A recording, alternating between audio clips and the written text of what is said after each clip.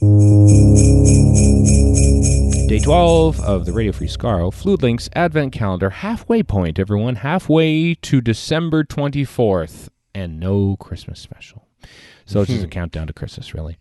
The question this week is, I think David's had one already. David Blanchard, DGB259 on Twitter asks, if you could pick up any two doctors and put them in another season, what would you do?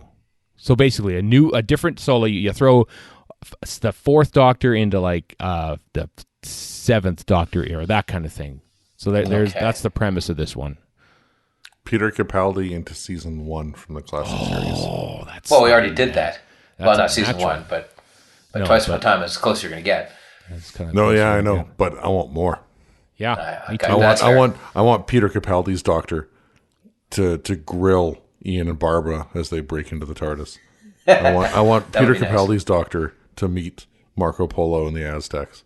I think that would be brilliant. I don't know why they haven't done that already, to be honest. Why are they just recasting the William Hartnell with David Bradley, who admittedly is really good?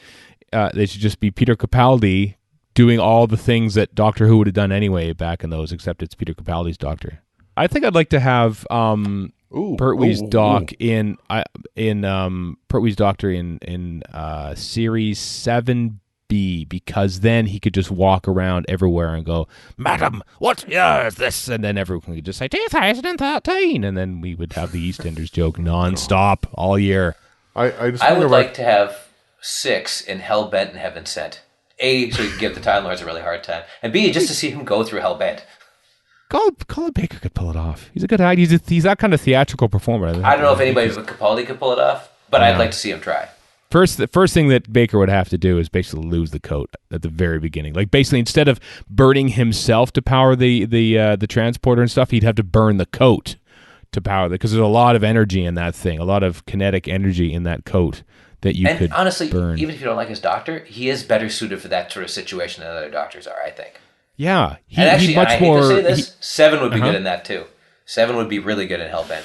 I think that Baker would be. I could see Colin Baker talking to himself in a theatrical way, kind of like how Peter Capaldi, except Capaldi did it in his sort of mind palace, that being the TARDIS, whereas Colin he's more Baker subtle would just about it than talk to the air. Baker would be, but yeah.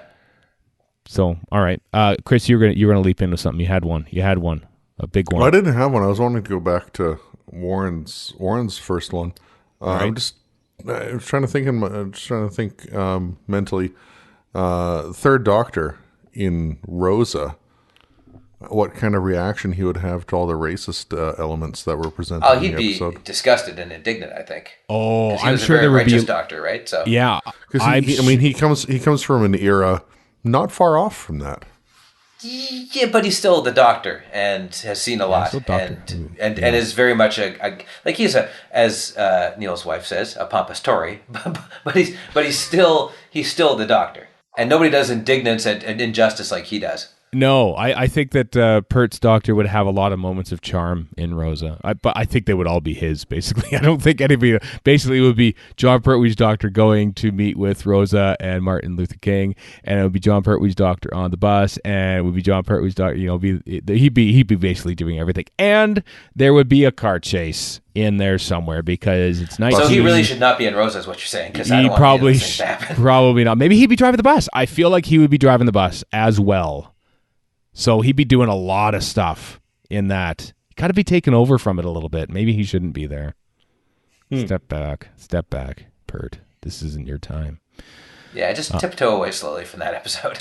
Yeah, I'm trying to think of some sort of a switcheroo. So like both the Fifth Doctor, both Peter Davison and Matt Smith said Patrick Troughton was their favorite, and there's a lot of echoing of Troughton's Doctor in each of theirs. So I'm trying to think of something where the second and fifth or second and 11th Doctors could be usefully switched around. Oh, I could see Matt Smith in Tomb of the Cybermen. Yeah, I could see that.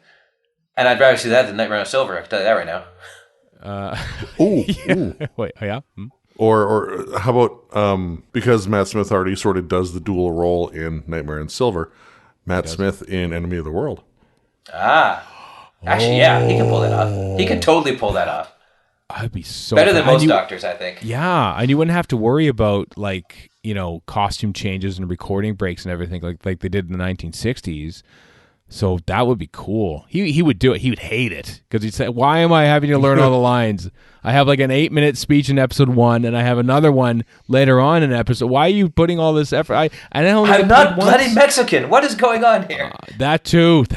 He wouldn't be Mexican. They would do something else. They would do something else.